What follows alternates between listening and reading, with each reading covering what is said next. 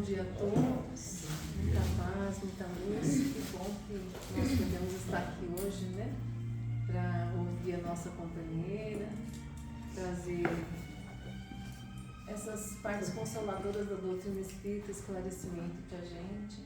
Então, primeiro a gente vai fazer a prece, depois eu apresento então a palestrante direitinho. Vamos então nos conectar com Deus nosso Pai, todo-poderoso, misericordioso, lembrando que essa casa tem a proteção também de Maria de Nazaré, a nossa mãezinha amada, a nossa mãezinha santíssima. Que Jesus possa nos amparar nesta manhã, possa clarear os nossos pensamentos para podermos realmente aprender coisas novas que a nossa irmã vai nos trazer, reflexões. E assim, nós pedimos que cada um possa se conectar com seu guia espiritual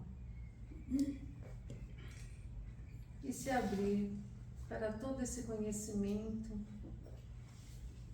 que vem com tanto amor, com tanto carinho. Graças a Deus que assim seja. Então, agora eu gostaria de apresentar a Andréa, por favor. Obrigada, bom dia. Bom dia.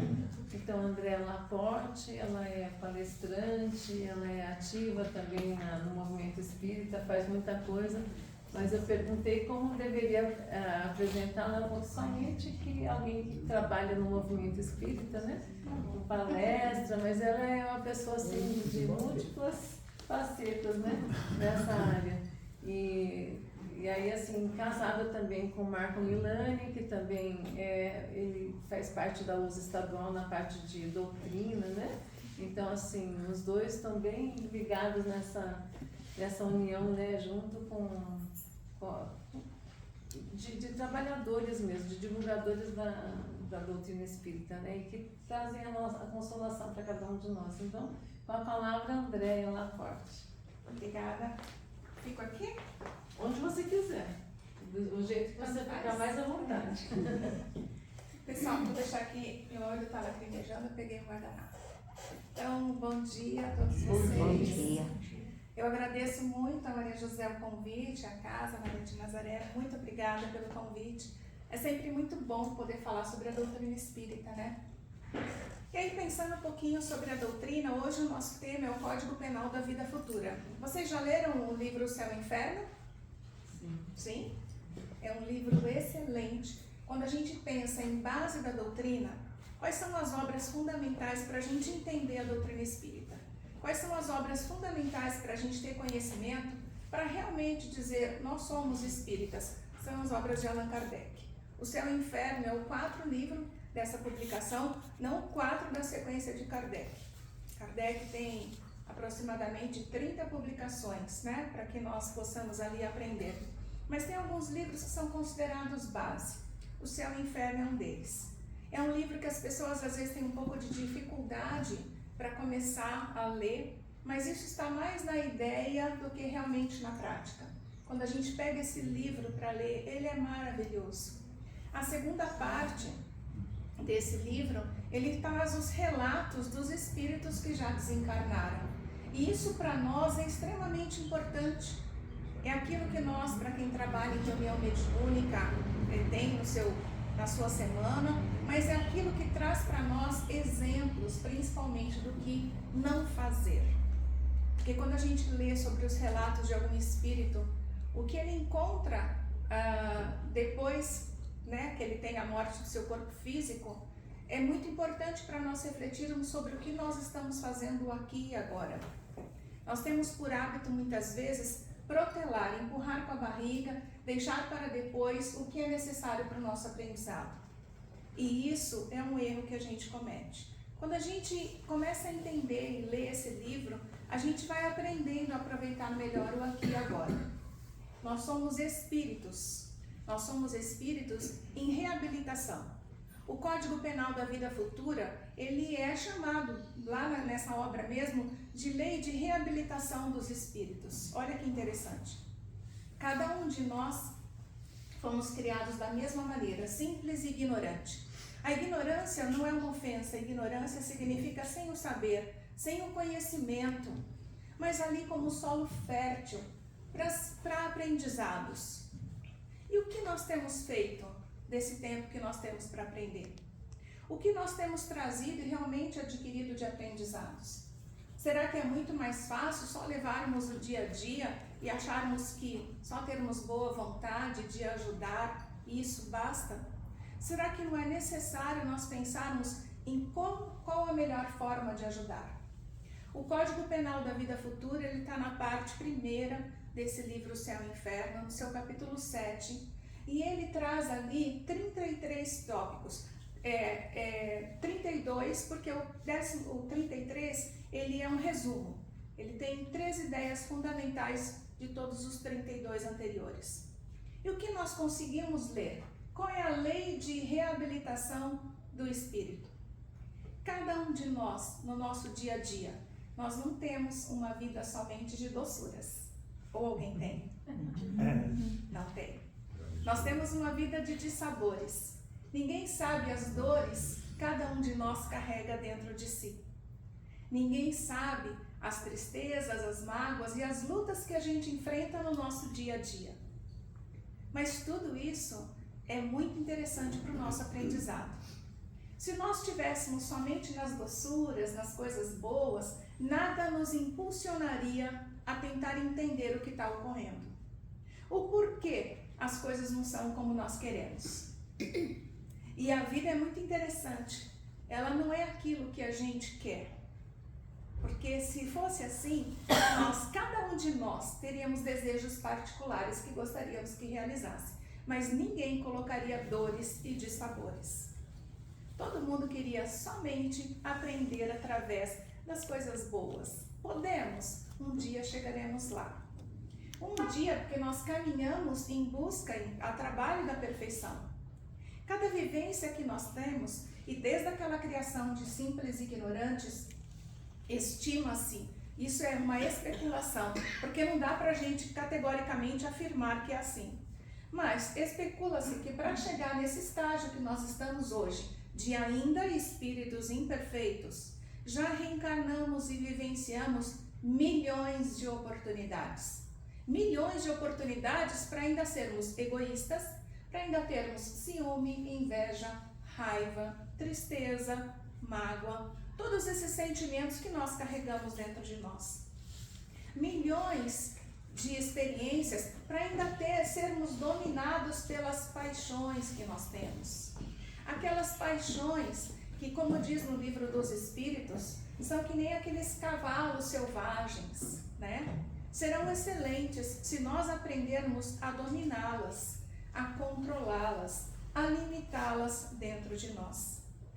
Mas somos seres perfectíveis. O que quer dizer isso? Somos seres que dentro de nós temos todas as condições de desenvolvermos as virtudes.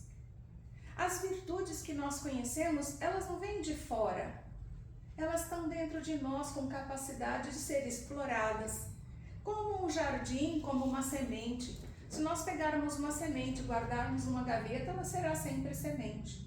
Se nós oferecermos a essa semente condições apropriadas, ela irá germinar, brotar, ela irá florescer, crescer, dar frutos, produzir frutos, oferecer coisas boas. Todas as virtudes estão dentro de cada um de nós. É só aprendermos a desenvolvê-las. Mas como entender sobre isso? Dentro também das obras fundamentais, nós temos uma dica super importante: conhecer a nós mesmos. Trabalhar olhando para nós sem o medo e a vergonha de enxergar aquilo que nós somos. Ninguém gosta de admitir as imperfeições que nós ainda temos. Ninguém gosta. Nós gostamos de olhar as imperfeições do outro e tentar olhar somente coisas boas em nós. É assim que a gente faz às vezes? Infelizmente é assim. Nós usamos 2 pesos e 2 medidas. Apontamos o dedinho para dizer o que o outro está fazendo que não é legal. mas esquecemos de reverificar se nós também estamos fazendo algo que não é interessante, o quanto nós podemos melhorar.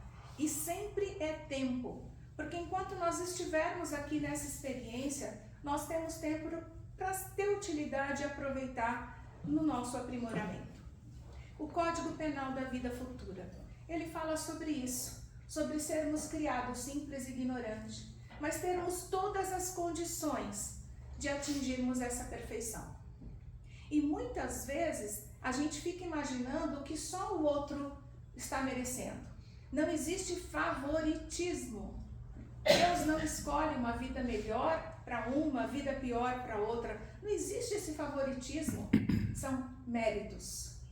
O que são méritos? São conquistas, são reações, são consequências das nossas próprias escolhas. Das escolhas do nosso passado e, pasmem, da escolha do nosso presente. Nós sofremos ainda no dia a dia as vicissitudes ou as consequências das nossas escolhas da semana passada, e não somente de vidas passadas. Nós trazemos dentro de nós tudo aquilo que nós somos e temos à nossa disposição tudo aquilo que será melhor para o nosso aprendizado. Quando a gente fala do Código Penal da Vida Futura, a gente está pensando em justiça divina. Quem aqui já não se achou injustiçado? Falem comigo, sim ou não? Várias vezes. Quantas vezes a gente fala assim, não mereço passar por isso? Já pensaram assim? Eu não mereço isso, não mereço isso, com certeza não mereço isso. É o que a gente repete, mas ela não tem coerência com o que a gente aprende dentro da doutrina. Porque o Código Penal da Vida Futura, ele fala sobre a justiça divina. E vai além do que a gente imagina. Quando a gente fala assim, a lei de ação e reação, já falaram isso? Não falem mais. Não tem uma lei de ação e reação. É a lei de justiça, amor e caridade. Ação e reação pode ser um axioma dentro disso tudo. Mas não é bater ou levou. Porque com amor a gente também aprende. E agindo com amor, e o amor é a melhor reparação que a gente pode ter dos nossos atos que não foram bons.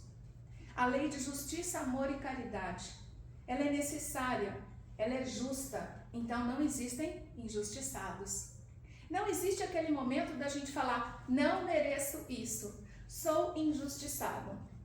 Muitas vezes a gente vai para esse lado de vitimismo, e é natural que faça, mas é incoerente com o que a gente conhece da doutrina.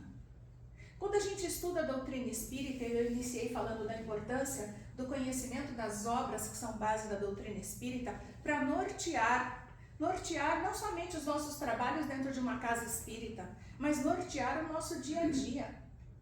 O ser espírita não é conhecer todas as questões que tem no livro dos médiuns, no livro dos espíritos, em todas as outras obras. O ser espírita é muito além disso. É vivenciar tudo aquilo que a doutrina nos traz. Nós estamos num estágio que nós ainda não temos capacidade de compreender todo o ensinamento que nós recebemos. Por isso a necessidade do estudo constante. Por isso a necessidade de revisitarmos a teoria a cada instante, a cada dia. Vocês praticam o Evangelho no lar? Sim. O estudo do Evangelho no lar? Sim. Excelente. Eu não sei vocês, mas nós já repetimos o Evangelho não sei quantas vezes. E cada vez que a gente repete, a gente não utiliza outra obra. Nós utilizamos o Evangelho segundo o Espiritismo no estudo do Evangelho do nosso lar. Porque é o livro que remete a nós a condição moral, a reforma moral.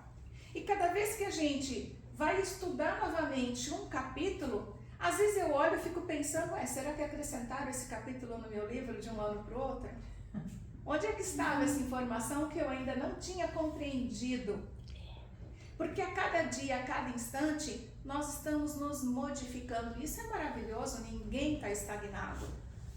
Nós, às vezes, ficamos ali paradinhos, tentando não aprender, tentando não nos esforçar para o aprendizado, porque isso custa para nós. Isso exige de nós um esforço. Então é mais fácil, às vezes, ficarmos naquela, o que chamamos de zona de conforto. Zona de conforto deve ser um sofá, delicioso, aconchegante, gostoso, na temperatura ideal, que a gente senta e não quer mais sair, mas precisa sair. Nós aprendemos muito mais quando nós nos colocamos à disposição de aprender. Nenhum de nós pode dizer, já sei tudo, não preciso mais. Eu já sei como faz, não preciso mais aprender de teoria. Porque a cada instante nós estamos aumentando, ampliando a nossa capacidade de entendimento, de associações com as situações, com a teoria. E isso é que faz com que a gente aprenda. Nós não vamos chegar, e é um desejo que para todas as pessoas, que não cheguem no final, terminamos a encarnação, ok, fiz tudo o que eu deveria, não faltei no dia dos trabalhos, fiz a caridade da maneira que eu entendia ser o correto, então vamos realmente refletir. E mais do que isso, nós vamos passar por uma situação para entender se realmente foi efetiva, eficiente e eficaz a nossa encarnação. Quando nós estamos no período de uma encarnação e outra, é um período chamado de erraticidade. Erraticidade não é um local, tudo bem? Erraticidade é um período entre uma encarnação e outra. E é nesse período que vem a prova se tudo que a gente realmente entendeu que havia se esforçado numa encarnação foi correto e valeu a pena. É ali que uma consciência mais ampliada de toda a situação, conhecendo o todo, um pouco mais sobre o todo. Qual todo? Quem sou eu? Eu não sou somente o que essa encarnação mostra para mim. Eu sou muito mais além. Eu sou aquilo que eu não quero enxergar. A gente enxerga só a ponta de um iceberg. A gente não quer enxergar um todo que tem por baixo. Mas nesse período de erraticidade é onde realmente a gente vai pensar, sem estar mostrando para os outros, mas internamente, foi legal aquilo? Realmente foi o correto? Realmente eu fiz com esforço? Eu me esforcei mesmo? Ou eu fingi que me esforcei por algo? As palavras que saíram foram só palavras vazias, sem sentimento? Ou elas foram tocadas com o que eu senti, com o que eu vivenciei? Quando a gente estuda esse Código Penal, ele fala dessa importância da erraticidade tem para nós. E aí, eu vou voltar um pouquinho ao tema do livro, o céu e o inferno. E aí a gente vai se sentir ou num céu ou num inferno, que não são locais, são estados de consciência. No dia a dia, às vezes no dia a dia nós estamos duas pessoas vivenciando a mesma situação. Ela pode achar daquela situação um inferno, outra pessoa pode achar daquela situação um prazer, um céu. O céu e o inferno não são locais que nós iremos, mas são estados que a nossa consciência vai nos colocar, de acordo com o próprio entendimento que nós tenhamos do que nós fazemos. O que nós queremos para nós? Estar numa situação sentindo infernal ou sentindo algo que seria bom? Vou até usar a palavra remetendo a céu celestial. Nós queremos viver em paz. A paz nós conquistamos no hoje, não é no depois. A paz é na oportunidade do dia a dia. O Código Penal da Vida Futura, ou a Lei de Reabilitação de Espíritos que somos, espíritos em reabilitação, é necessário se esforçar para mudar. É necessário tentar entender o que nós estamos fazendo que não é legal. Não é depois, é agora. Não é para amanhã, é já. O que eu estou fazendo nesse instante? A cada dia que nós vivenciamos, a cada situação, a cada instante, a cada convívio, a cada conversa, a cada encontro, a cada relacionamento familiar. É difícil, não é? Relacionamento familiar. Às vezes no relacionamento profissional. Por que é difícil? Porque nós somos individualidades. Gostamos das mesmas coisas? Legal, temos ponto em comum. Seguimos a mesma doutrina? Legal, temos pontos em comum. Reagimos da mesma forma? Não. Entendemos da mesma forma? Não. Compreendemos da mesma forma? Não, porque somos as tais individualidades. Cada um de nós, mesmo criado simples e ignorante, escolheu um caminho, escolhe no seu dia a dia um caminho a traçar. Nós somos a consequência ou a soma de tudo isso que nós vivenciamos. Cada um tem o seu aprendizado e a sua limitação. É como se tivéssemos um objeto no centro dessa sala. Cada um de vocês, do local que vocês estão sentados, vão enxergar uma face desse objeto. Se ele tiver várias cores, a pessoa daqui vai enxergar somente uma cor e vai discutir com a de lá que viu de outra cor, é o mesmo objeto. São perspectivas diferentes que nós temos. E essas perspectivas, elas são de acordo com a limitação do nosso conhecimento. Por isso precisamos ampliá-los. Por isso caminhamos e todos nós, ampliando o conhecimento de todos, nós chegaremos num ponto que vamos enxergar diferente. Vocês já viram nas redes sociais, às vezes alguém escreve um número, vou escrever o número 6, vou mostrar para vocês e para mim. Eu enxergo 6, vocês estão enxergando 9. É o mesmo número. Muitas vezes nós discutimos no dia a dia por ponto de vista. Nós desejamos no dia a dia que o outro seja formatado da maneira que eu acho que tem que ser. Por isso temos as dificuldades em relacionamento. E porque não aprendemos algo básico, respeitar o próximo. Sabe aquela máxima, amar a Deus, amar ao próximo como a nós mesmos? Tem várias coisas que nós podemos trabalhar aí. Mas como nós vamos amar o próximo se nós não sabemos respeitar o próximo? Amar o próximo não é acolher, oferecer a ele tudo que nós podemos. Quais são as suas necessidades? Vou tentar passar para você todas essas necessidades. É entendê-lo, é compreendê-lo. É respeitá-lo como uma individualidade, com as suas limitações, como eu tenho. Como nós temos limitações. Lembrar sempre do 2 pesos e 2 medidas. Apontar o dedo para lá e olhar outros 3 dedos que ficam apontados para nós. O Código Penal da Vida Futura é um alerta, um chamado, uma oportunidade de dizer, opa, para tudo. Realmente eu estou aproveitando bem esta possibilidade? Nós erramos, sim, erramos, é um fato. Erramos no dia a dia, às vezes diariamente, às vezes a cada instante. Erramos em muitas coisas com nós mesmos, com as outras pessoas. Mas são equívocos que nós devemos ter atenção. São Luís, quando ele deu um relato para nós, ele deu uma dica muito interessante. A gente usa como referência que ele está nas obras fundamentais. Mas a cada instante, quando nós vamos nos recolher, finalizando o nosso dia, fazer uma reflexão. Como foi o meu dia? Não é só pensar no ó céus, ó vida, não é só a reclamação. Mas é para a gente também pensar, o que houve? Nossa, eu tive um diálogo. Será que tudo que eu falei para aquela pessoa naquele momento, será que algo foi ofensivo? As palavras machucam e ofendem tanto. Elas são capazes de destruir as outras pessoas. E a gente utilizar o poder dessa palavra tem que ter discernimento. A gente tem que ter a caridade. Ela não é só material.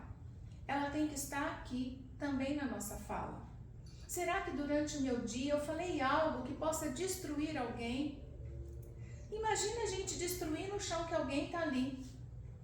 É o chão que aquela pessoa constrói, aquilo que ela acredita. Isso foi caridoso?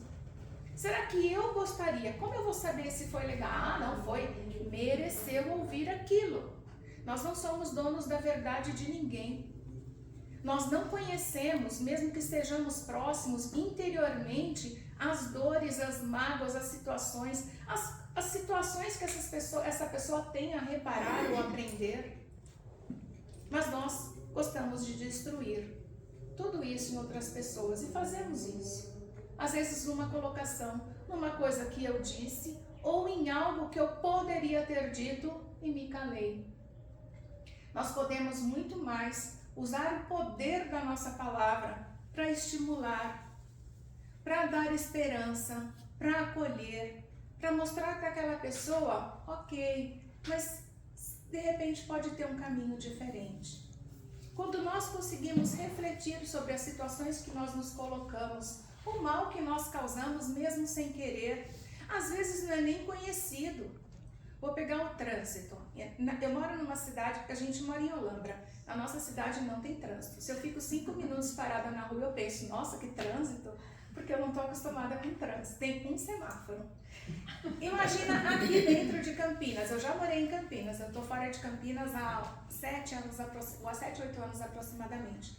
No trânsito de Campinas, a gente sai atrasado. E as pessoas dirigem no seu ritmo, mas todo mundo para nós é barbeiro. É assim que campineiro pensa, né? É barbeiro. Tá fazendo alguma barbeiragem aí na frente. Nossa, por que não anda mais depressa? Nossa, por que tá andando? Mas por que não respeita a faixa? Mas tinha que parar desse lado. Nós estamos sempre fazendo isso e emanando sentimentos que não são bons para nós e direcionando a outras pessoas. Às vezes a gente chega até a xingar, ofender e falar algo que é desagradável. Olha o mal que a gente pode ter causado para aquela pessoa. Pode ser uma pessoa insegura. Quanto tempo pode ser que essa pessoa levou para confiar em si mesma para tentar sair? Não tem hábito de dirigir, mas é uma necessidade, uma urgência, uma emergência. Ok, existe negligência, existe imperícia e a gente tem que levar isso em consideração. Mas quem somos nós para julgar a ação do outro? Nós vamos responder por nós mesmos, por aquilo que nós fazemos, por aquilo que nós deixamos de fazer, por aquilo que nós provocamos. E isso é legal para a gente pensar uma coisa. Ao contrário também. Quantas vezes nós damos o poder para outra pessoa de nos destruir? Quantas vezes nós estamos num dia super bom, tranquilo, feliz e alegre, e alguém comete alguma coisa ou fala alguma coisa e destrói tudo aquilo? Será que está correto com nós mesmos? Será que nós temos que aprender um pouco mais a nos amar, a ser diferente, a não dar ao outro essa possibilidade e mantermos o quê? Fiel à nossa consciência, ao nosso esforço, ao esforço que nós temos.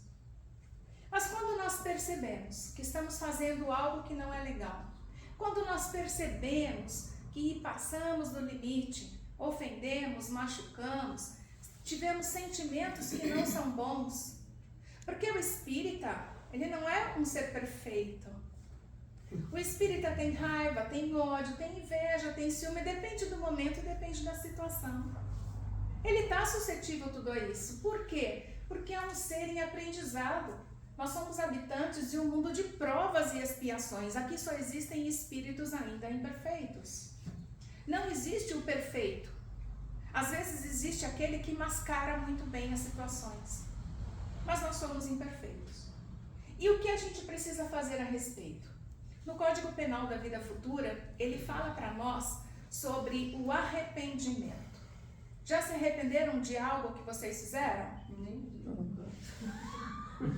Falem que sim, porque senão eu vou achar que sou eu, né? Quando vocês se arrependem, não dá vontade de abrir um buraco no chão, entrar dentro, porque dá uma vergonha incrível. Vocês sentem isso? Parece que está estampado na nossa cara aquela coisa que você fez que não é legal. E nós erramos a todo instante. Nós não podemos deixar isso nos destruir. Nós temos que aprender com isso. Por que eu errei desse tanto? O que foi que aconteceu que eu tive essa reação, que eu fiz isso? O que me impulsionou a fazer isso? Aí a gente vai entrar dentro de nós e tentar saber que paixão. Foi egoísmo? Foi ciúme? Foi inveja? Que sentimento? Que paixão fez que acontecesse isso comigo? Ok, identifiquei. Maravilha! Agora eu vou tentar combatê-la. Eu vou ter a consciência, eu não vou fechar os olhos. Eu não sou perfeita, foi um equívoco, alguém tirou minha calma, alguém tirou a minha paciência, alguém fez com que eu agisse dessa forma. Eu não sou grossa, mas aquela pessoa fez isso e aí foi. Entornou o caldo. O entornou o caldo sou eu. Esse sou eu. Porque senão ninguém tem o poder de nos modificar. A modificação não é de fora para dentro, é de dentro para fora. Aconteceu. Ok. Agora vamos ver o que eu vou fazer a respeito. Vamos ver se no meu dia a dia eu não vou estar mais alerta antes de chutar o balde, antes de sair dando voador em todo mundo, antes de sair agredindo, respondendo. eu vou pensar um pouquinho mais, eu vou tolir um pouquinho mais. Às vezes deu a vontade, não vou falar, vou me calar, já estou conseguindo me controlar. Mas fizemos atos que não são bons. Fazemos no dia a dia, fizemos no passado. Estudando, pensando na história da humanidade. Já assistiram filmes de história ou já leram sobre história? A gente já leu. Homens da caverna. Um matava o outro para se alimentar. Ok, era a realidade. Quem foi? Eles? Nós. Os bárbaros. Lutávamos por ponto de vista que às vezes nós nem compreendíamos. Mas vamos lá e vamos matar. Não vale só matar, vamos torturar também. Vamos crucificar. Vamos fazer o mal. A humanidade está recheada de histórias que são cruéis. Não foram eles, fomos nós. Porque a gente não reencarnou aqui agora. Nós estamos caminhando e passamos por todos os estágios. Tivemos escolhas, sim. Mas muitas vezes nós não valorizamos as nossas escolhas. Nós seguimos, obedecemos, seguimos a onda que estava acontecendo. Tudo isso que nós fizemos exige uma reparação. Mas como a gente vai chegar nessa reparação? E nesse Código Penal da Vida Futura, ele fala para nós do arrependimento. Eu só me arrependo se eu tomo consciência que eu fiz algo que não foi legal. Eu posso fazer algo que não é legal todos os dias. Se eu não parar para me reavaliar, eu não vou entender que aquilo não é bom. Se eu não conseguir prestar atenção nas pessoas que estão próximas, que estão sendo magoadas com aquele meu jeito de ser, eu não vou pensar, talvez eu esteja agindo de forma não interessante, equivocada. Começa a cair a ficha para uma situação. Nossa, realmente, quantas vezes eu agi dessa forma e ofendi, e machuquei, e causei, às vezes, destruí algumas pessoas que estavam ali se reabilitando. Estou arrependido. Nossa, estou arrependida. Estou arrependida daquilo que eu fiz, estou envergonhada daquilo que eu fiz. Queria ser aquele animalzinho que enfia a cabeça dentro da terra, que eu esqueci o nome agora. Avestruz? Queria ser um avestruz, me esconder ali de tudo. Estou com uma vergonha moral terrível, uma ressaca moral indescritível. Estou arrependida. Mas estou arrependida mesmo? Não, estou arrependida. Quando a gente chega num processo de entender realmente o arrependimento e não da boca para fora, eu vou começar a pensar, eu vou estar preparada para me reabilitar, para que aquilo não aconteça mais. Eu vou passar por uma situação que é explicada nesse capítulo. Vocês vão ler o capítulo depois? Já valeu a vida. Eu vou ler depois nesse capítulo sobre o que é a expiação. Nossa, eu estou expiando aqui uma situação. Por quê? Porque alguém me castigou, porque é um castigo. Não, eu tenho que passar por esse castigo para me reabilitar. Eu tenho que expiar. A expiação não é um castigo, é uma oportunidade.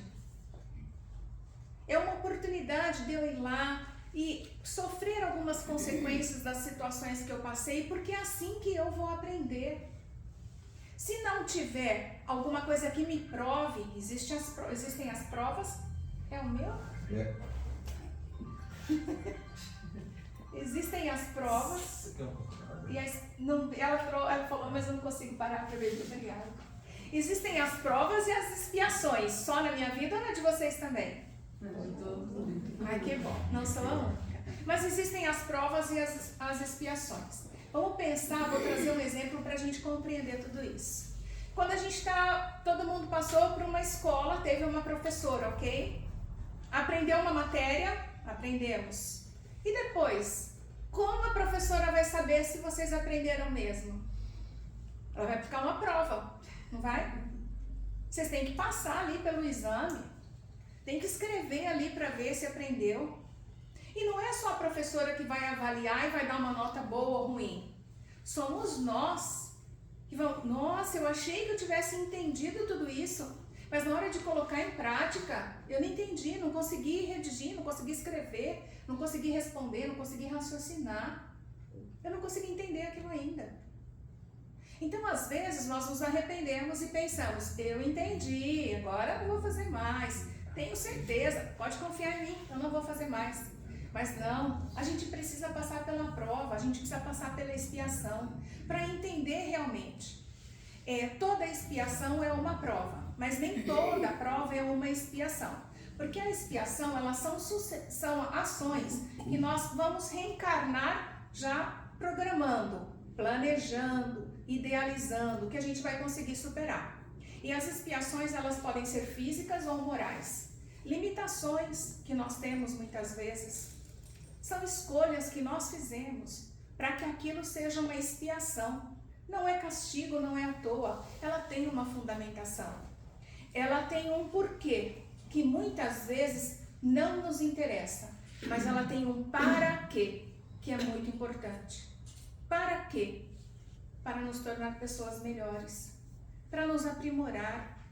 É a confiança que Deus dá para cada um de nós, dizendo, ok, você já é capaz de passar por uma expiação. Você tem condições. Não é fácil, não é gostoso, a vida não é como nós desejaríamos que fosse. Mas é aquilo exatamente que é o melhor para o meu momento, para o meu aprendizado. É não me debater como uma criança malcriada que eu não quero aprender com isso. É simplesmente dizer, ok, e o que eu vou fazer com isso? Depois dessa expiação, nós passamos por uma reparação. A reparação é um ato de amor. Muitas vezes, nós temos muitas expiações ainda para passar.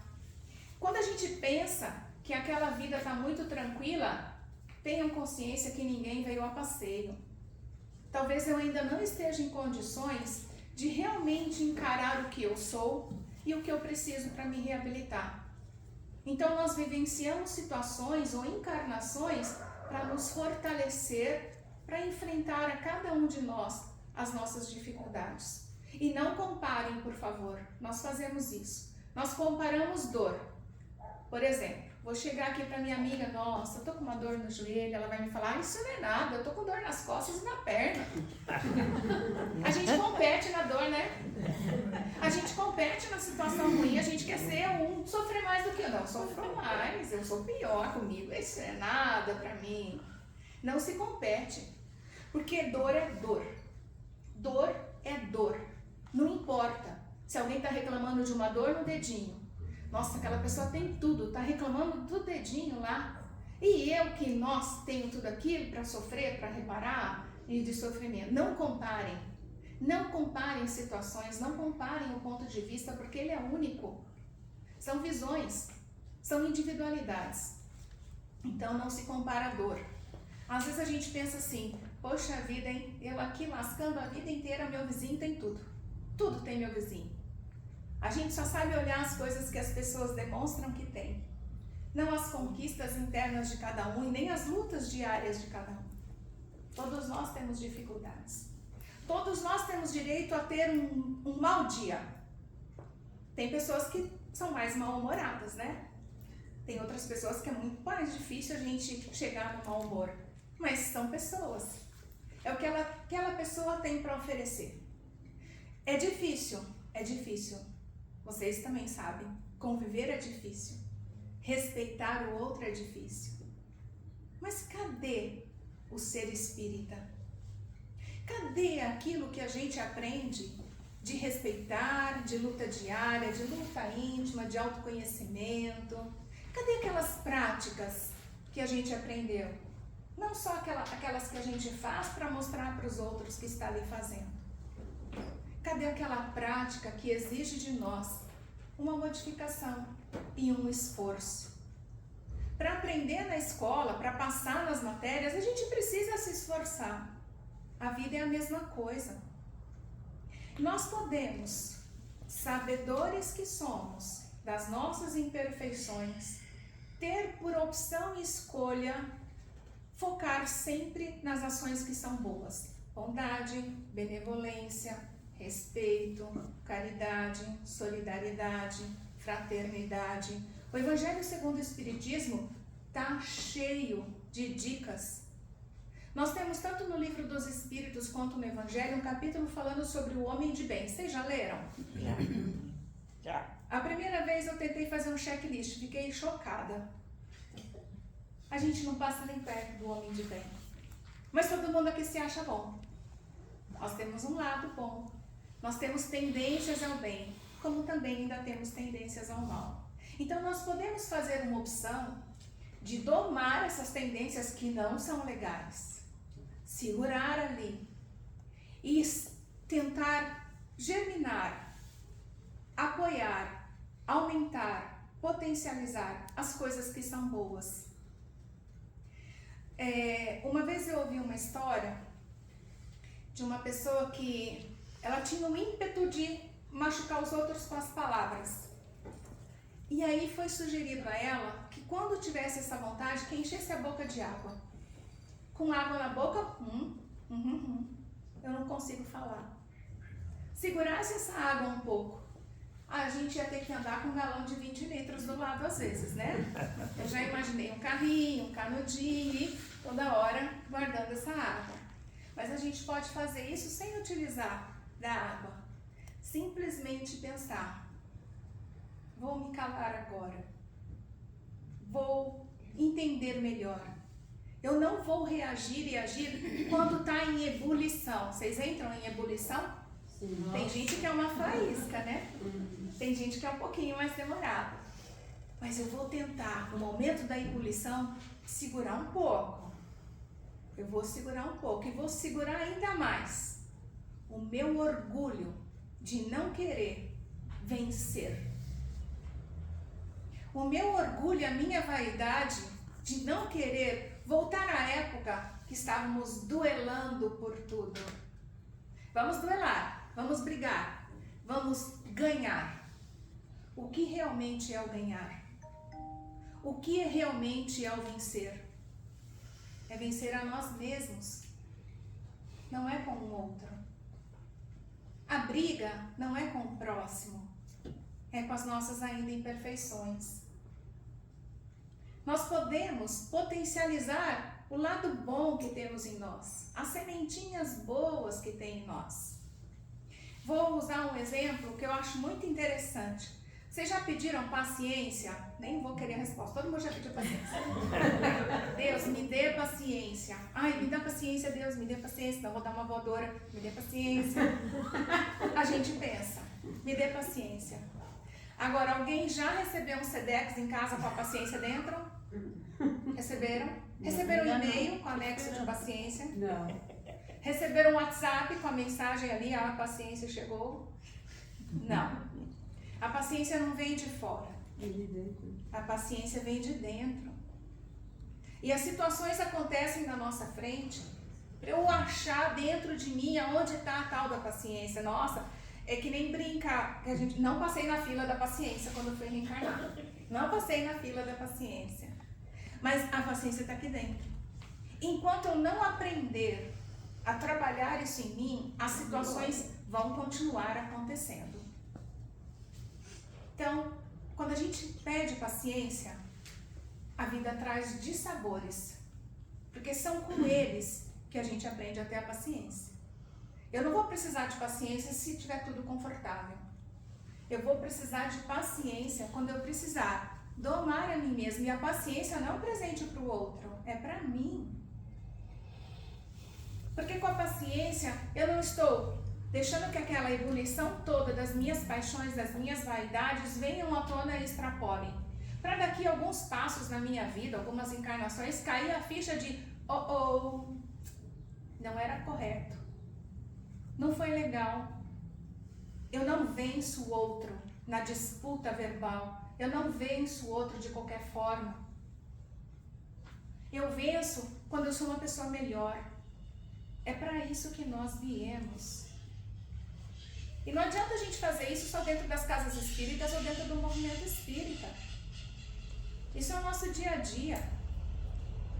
Muitas pessoas já falaram que tem pessoas que imaginam que na porta da casa espírita tem cabides, né? A gente pega ali onde está cheio de máscaras de bons e depois chega na esquina a gente já está brigando com o outro. Tem uma historinha que é bem legal a gente repensar sobre ela. Então, uma vez tinha um expositor que ele tinha o dom da palavra. As pessoas, elas agradam ou não a nós pela sua capacidade, às vezes, de falar. Seu jeitinho, seu carisma, seu jeitinho de falar. Às vezes ela pode estar falando algo que não tem nada a ver, mas a gente gostou, a gente está gostando. Mas essa pessoa, ele tinha o conhecimento da teoria da doutrina espírita. E quando alguém fala de doutrina espírita, sempre vai agradar, porque o conteúdo da doutrina é maravilhoso. E é um manancial de aprendizado que todos nós necessitamos naquele instante. Então tinha um expositor que ele era muito famoso, todo mundo adorava esse rapaz. As casas lotavam quando ele chegava, as pessoas queriam ficar horas e horas e horas ouvindo, pelo jeito que ele explanava, que ele falava. Nossa, que conhecimento que essa pessoa tem! Ele sabe todas as questões dos livros, ele consegue responder, ele faz associações, ele pega uma questão do livro dos médiuns, leva para a Gênese, traz para o livro dos espíritos. Nossa, ele conhece demais. O que a gente pensa, o cara vivencia aquilo. Porque se ele sabe, ele segue o que ele sabe. E todo mundo aplaudia e queria esse rapaz, e ele fazendo palestras. Passou tempo, passou décadas ali, ele desencarnou. E quando nós vamos retornar ao mundo espiritual, é o estado consciencial de cada um. Não é o que eu falo, é o que eu sinto e o que eu sou. O que eu me esforço para transformar em mim. Não é a perfeição, é o meu esforço naquilo que eu entendo que é o melhor, de acordo com o conhecimento que eu tenho naquele momento. E de repente ele se viu numa situação que ele falou, nossa, todo mundo me aplaudia, todo mundo me reverenciava, as pessoas faziam filas para me encontrar, e eu estou aqui nesse local sozinho, abandonado, me sentindo mal. Estou numa situação muito ruim. Olha que situação asquerosa eu estou, que situação ruim eu estou. E ele estava numa situação deplorável, reclamando de tudo. Lembram céu, inferno, estado consciencial? Ele queria o quê? Queria ser tratado de forma diferente, queria ser bem recebido, queria as pessoas ali o servindo, como foi a vida inteira. Durante aquelas palestras que ele fazia semanalmente em cada locais, tinha um público e tinha sempre um rapaz que entrava por último. Ele chegava por último e de mansinho. Por que ele fazia isso? Porque ele era um morador de rua, ele não tinha condições financeiras de trocar suas roupas, às vezes nem de tomar um banho e se higienizar corretamente. Às vezes ele estava até com o sapato de um pé, um de outro, e ele não queria ofender as outras pessoas com a sua presença. Esperava todo mundo se assentar e acompanhava a palestra desse senhor. Adorava, ele não tinha livros, ele não frequentava nenhum curso porque ele se sentia mal estar dentro de uma sala com as outras pessoas. Não achava que era meritório para ele. Mas ele não faltava em uma palestra. Ele seguia a agenda desse senhor, desse apresentador, desse orador e acompanhava tudo que ele falava. Ele absorvia tudo aquilo com uma ânsia, com uma sede de aprendizado. Quando esse rapaz que desencarnou, o tal orador, estava sofrendo nessa situação lamentável de estar passando pela idealização que ele teve, idealizou algo, chegou lá, não foi realmente o que ele esperava. E de repente ele sofrendo, reclamando, maldizendo, achando que está faltando algo para ele, ele ouve uma voz. E quando ele ouve essa voz, ele já pensa, nossa, alguém está me ouvindo? Alguém veio me ajudar? E aí essa voz começa a falar coisas para ele, começa a consolar o seu coração, a dar esperança para ele, a falar de reflexão e lhe estende as mãos para uma ajuda.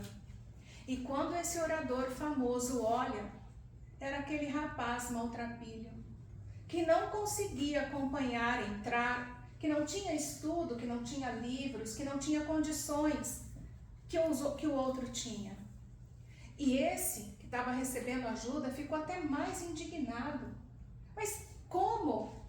Como pode você me ajudando? Você numa condição melhor do que eu? Por quê? O que houve? O que você fez?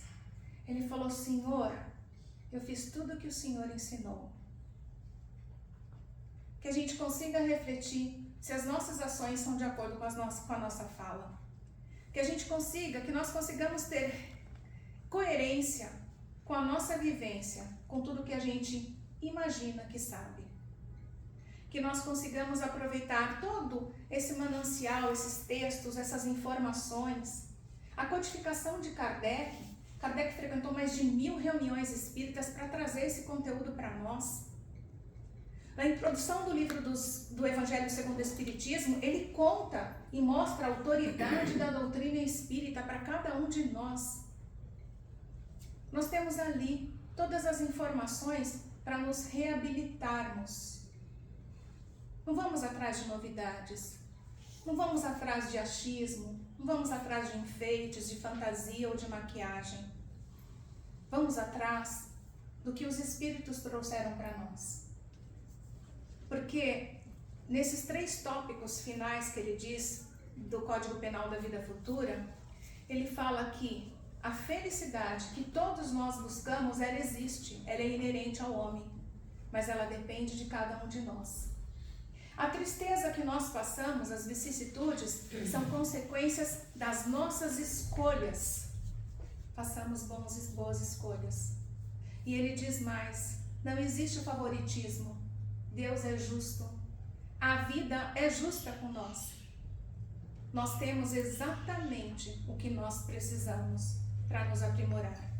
Se não gostamos do que temos, vamos trabalhar para deixar de vivenciar essa situação de ter coisas que não gostamos e vivenciar coisas boas.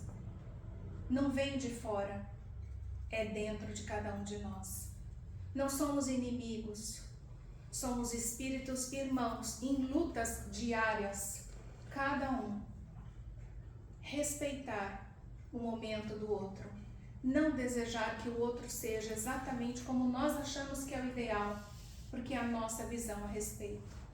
Melhorar as condições de relacionamento, realmente seguindo o que a gente entende que é ser irmãos dentro do cristianismo que nós aprendemos. Estou finalizando, agradeço a paciência de cada um de vocês e, por favor, leiam O Céu e o Inferno. É um livro maravilhoso. Não quero ir lá do comecinho, ele fala de muitas coisas, provas, expiações, amor, ódio, o céu. Vai lá no capítulo 7, Código Penal da Vida Futura, que nós estudamos. Aí depois lê o restante do livro. Combinado? Combinado. Muito obrigada.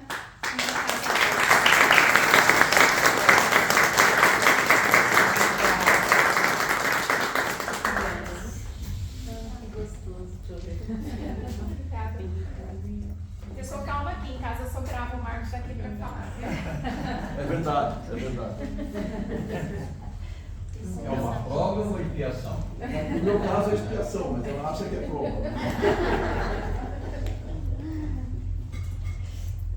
E felizes, né, que nós estamos com todas essas reflexões, né, que todos nós precisamos tanto, né, afinal de contas, nós nos sentimos aí nessa situação. Eu vou convidar a Laurita para fazer a prece final para a gente. Posso fazer daqui? Não, tem que vir.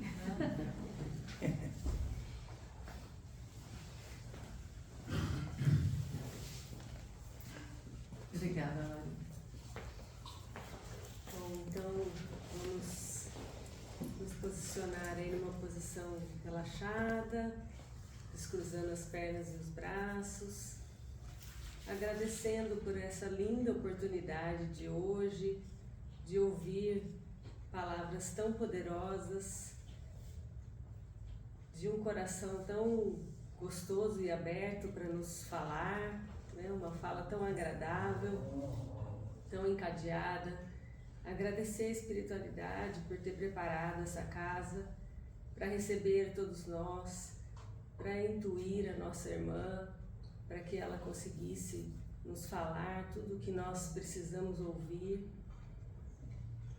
Agradecer a espiritualidade por mais essa oportunidade de aprendizado e que a gente possa, no nosso dia a dia, tentar fazer um pouquinho do que foi falado aqui, continuando a aprender, dando um passinho de cada vez, para que a gente possa caminhar no nosso progresso, no progresso da humanidade, auxiliando uns aos outros, para que a gente possa aprender um pouquinho mais a cada dia, a cada encarnação, rumo à nossa evolução. Graças a Deus. A Terezinha vai sortear um livro agora, viu? Então, todo mundo que veio, e eu agradeço todo mundo que chegou, porque tinha uma meia dúzia de pessoas aqui, eu estava desesperada, falei, gente, olha, agradeço mesmo, todo mundo que se dispôs a vir aqui. Mesmo quem não colocou o nome lá, eu já coloquei, viu, Cristina? Já coloquei das pessoas que não colocaram, está aqui o número. Então, vou tirar. Isso aqui, deixa eu ver, o número, né, por número. Mas você tem que olhar o número lá? É o número 16. 16, eu acho que é o João. 16. Eu acho que vai ter o João. 16. Vamos ver. E ó, É. senhor. Livro seu. Tem Eu que ler, hein? Tem que ler.